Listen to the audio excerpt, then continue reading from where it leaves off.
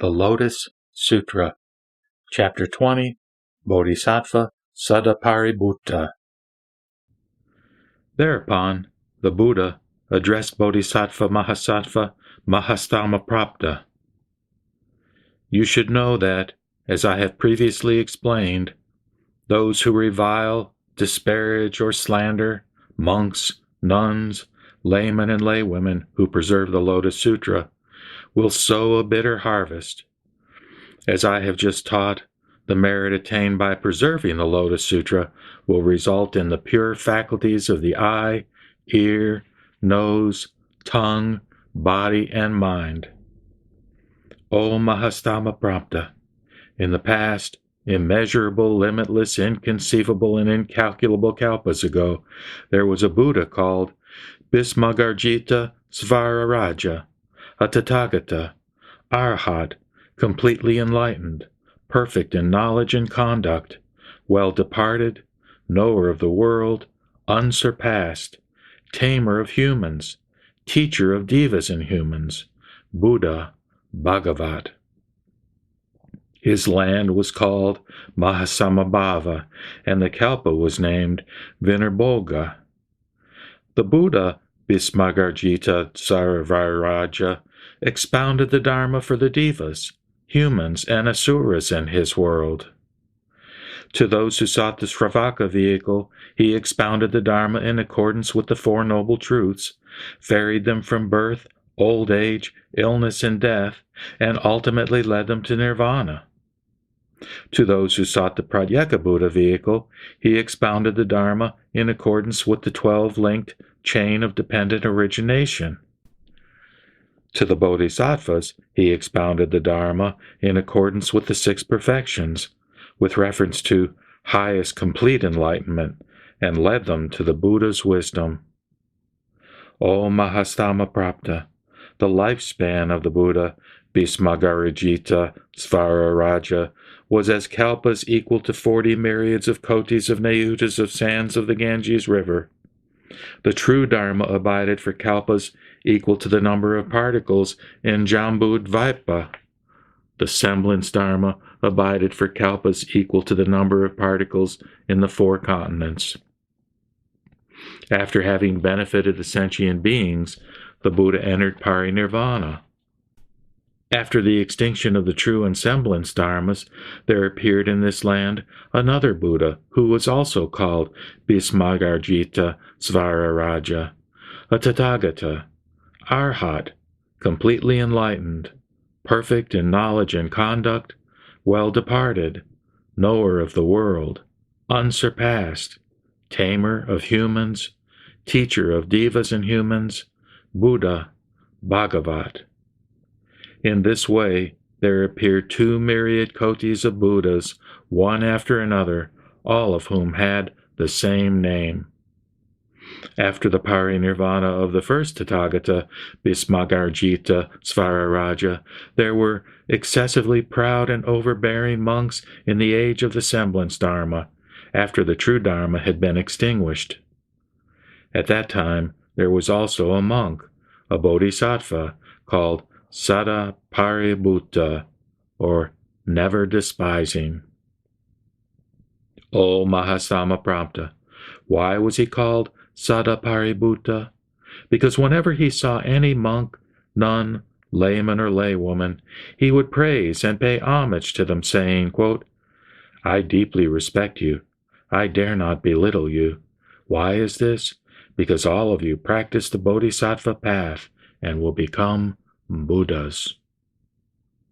Furthermore, this monk did not concentrate himself on reciting the sutras, but only paid homage such that when he saw the fourfold assembly from afar, he would go up to them, praise and pay homage to them, saying, I dare not belittle you, because you will all become Buddhas. In the fourfold assembly there were some whose minds were impure, and who became angry, and reviled and disparaged him, saying, Where does this ignorant monk come from? He says that he himself does not belittle us, and predicts that we shall all become Buddhas. We do not need such an idle prediction. In this way, He wandered about for many years and was always reviled, but he never got angry and always said, "You will become a Buddha." Whenever he spoke these words, people would assail him with sticks or stones. He fled from them, yet still proclaimed loudly at a distance, "I dare not belittle you. You will all become Buddhas." Since he always spoke these words, the excessively proud monks, nuns, laymen, and laywomen called him Sadapaributta.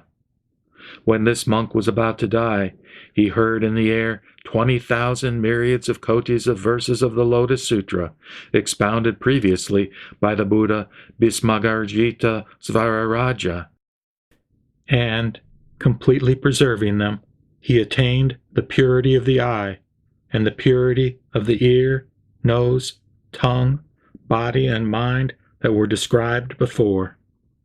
After having attained these pure faculties, his lifespan increased 200 of myriads of kotis of nayutas of years, and he taught this Lotus Sutra to the people far and wide.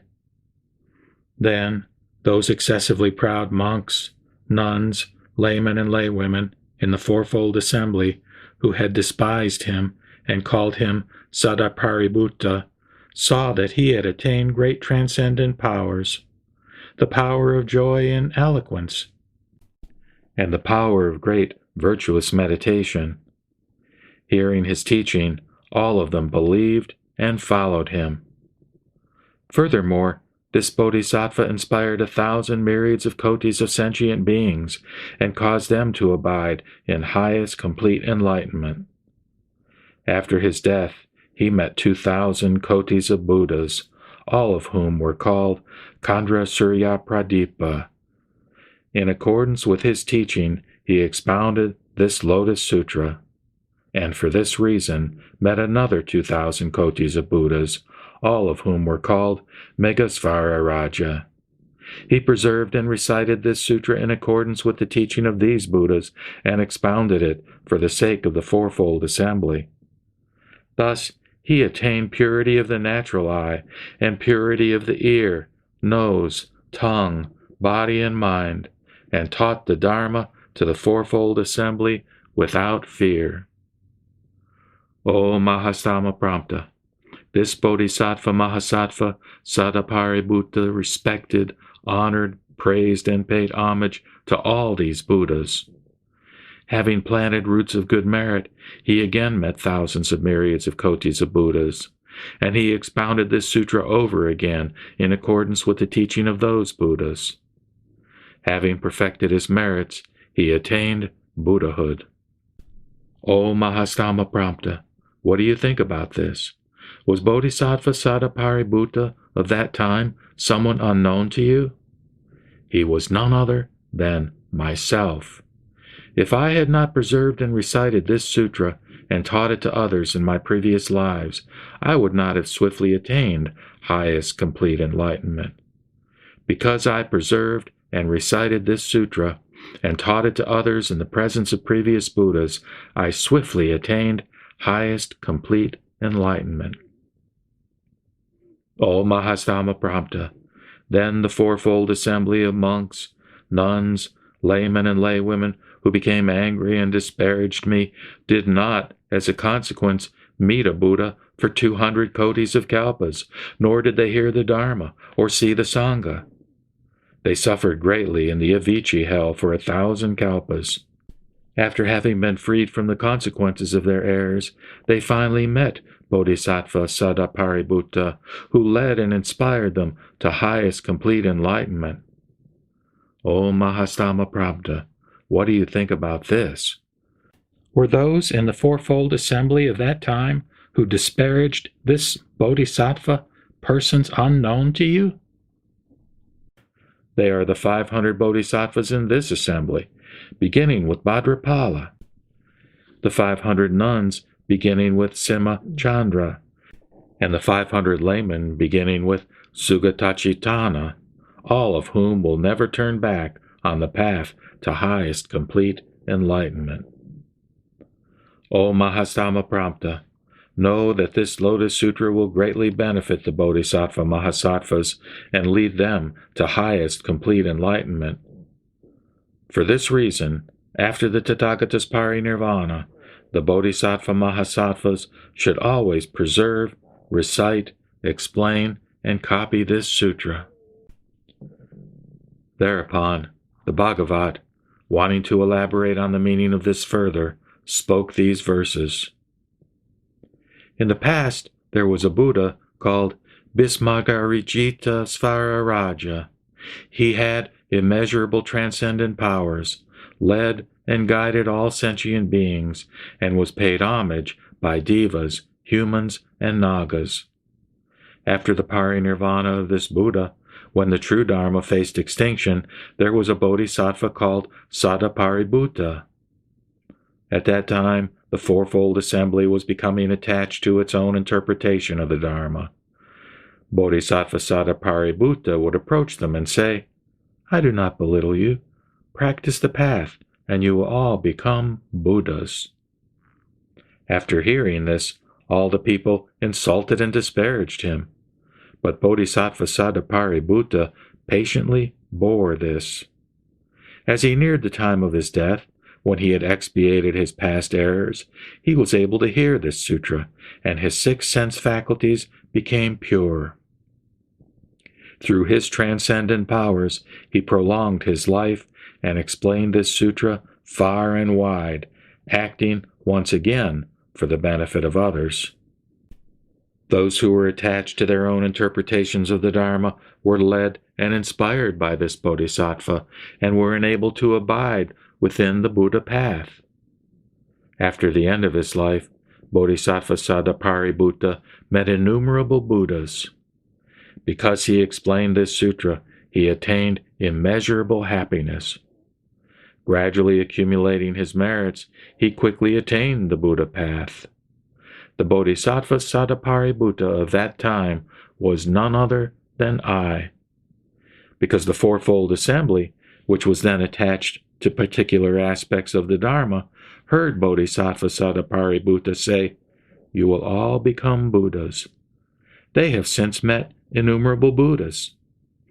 Those people are none other than the 500 bodhisattvas and laymen and laywomen of pure belief who are now gathered before me in this assembly to hear the Dharma.